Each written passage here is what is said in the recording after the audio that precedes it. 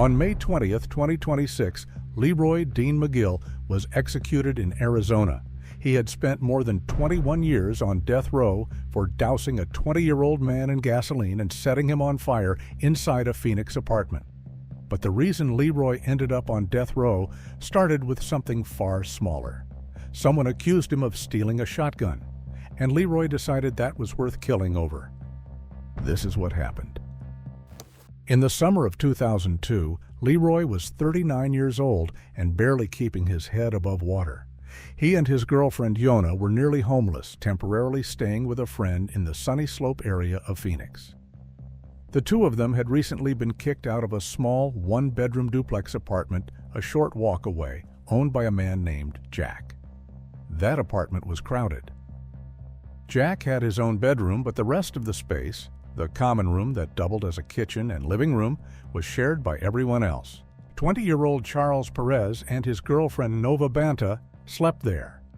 Eddie Keith lived there with his wife Kim and their two young daughters. And Jonah's brother Jeffrey stayed there on and off. All of them crammed into one small unit in the Arizona heat. Then Jack's shotgun went missing, and Charles and Nova blamed Leroy and Jonah.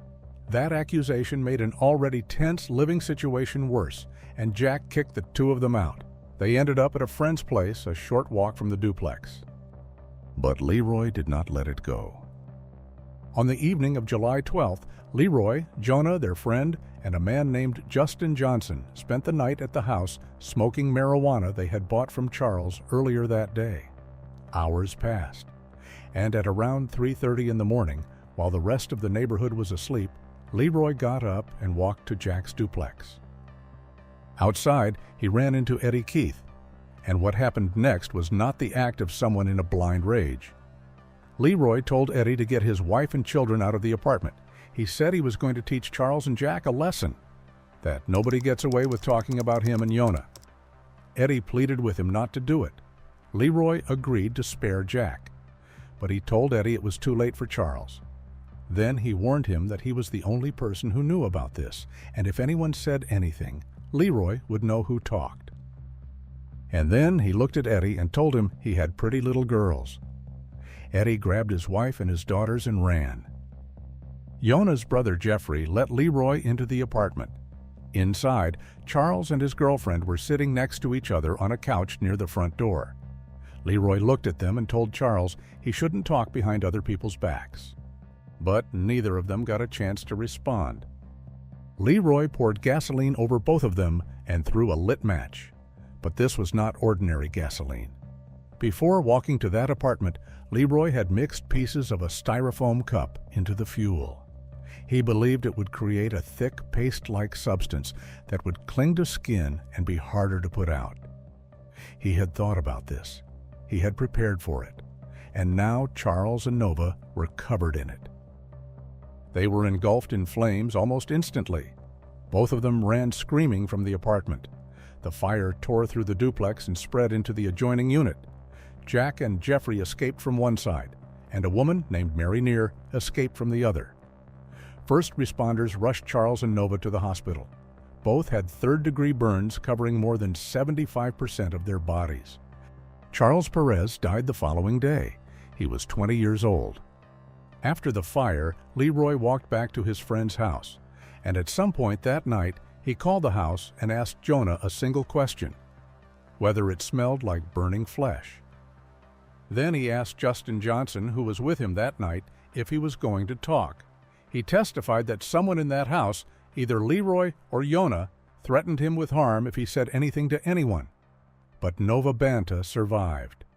And while she was still in the hospital, barely alive, burned over 3/4 of her body, she told her nurse the name of the man who had set her on fire: Leroy Dean McGill. The investigation moved quickly after that. By March 2003, Leroy had been indicted on first-degree murder for what he did to Charles, attempted murder for what he did to Nova, and arson and endangerment charges for everyone else who had been inside or near that building when the fire started. And the state made it clear from the beginning. They weren't just going to prosecute Leroy. They were going to seek the death penalty. But when his trial began in October 2004, Leroy's defense team tried to present a case in which they described him as a man shaped by dysfunction, neglect, and addiction from the very beginning. His parents divorced around the time he was born. His mother, Ann, took her 5 children and spent the next decade bouncing between California, Arizona, and Texas, working whatever job she could find to keep them fed. But it wasn't enough. The kids were removed from the home more than once. And when Leroy was 8, he and 2 of his brothers ended up in foster care and were eventually sent to Buckner's Boys Ranch in San Antonio, a strict and harsh group home where kids were expected to fall in line or be punished. By the time he was 13, his mother had given up trying to manage him and applied to have him admitted to Boysville, another reform school in San Antonio. Leroy spent most of his childhood being passed from one institution to the next, with no stable home and no one who stayed. By adulthood, he was a chronic daily methamphetamine user. He had picked up 2 armed robbery convictions while intoxicated and homeless, pleaded guilty to both, and served his time.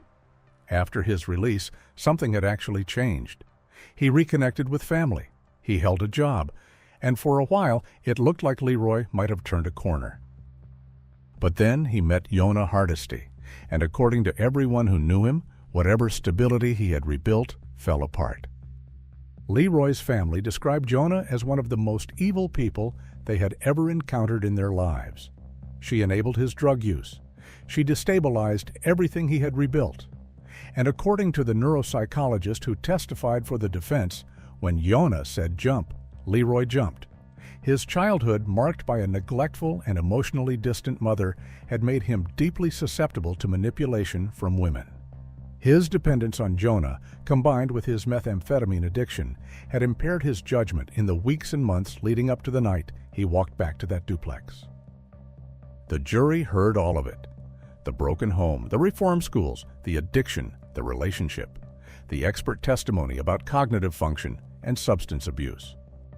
But witnesses had placed Leroy at the duplex before the fire, and Nova had identified Leroy as the man who attacked her. She told the jury exactly what happened. That he turned around, looked at her and Charles, told him he shouldn't talk behind other people's backs, poured gasoline on them, and quickly lit a match and threw it.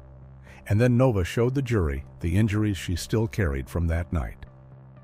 Then the prosecution introduced one more detail. While Leroy was sitting in jail awaiting trial, he had tried to have a witness against him killed. And that made the verdict final. The jury returned a sentence of death. Leroy Dean McGill sat on death row for the next 21 years. Every appeal was filed. Every appeal was denied. And in March 2026, Arizona scheduled his execution for May 20th. On the evening before his execution, Leroy was served his final meal. He had requested onion rings, bread and butter, cottage pie, a green salad, and a slice of chocolate cake. The next morning, at 10:01 a.m., he was brought into the execution chamber. He was dressed in white. At 10:04, the curtain to the witness room opened. A spiritual advisor was with him. Before the procedure began, Leroy was given the opportunity to make a final statement. He looked around the room and said, "I just want to thank everyone for being so accommodating and nice." And then he said, "I'm going home soon." Those were his last words. At 10:14, the drugs were administered. Leroy showed no resistance. He took a few heavy breaths and made short snoring sounds. And then he went still.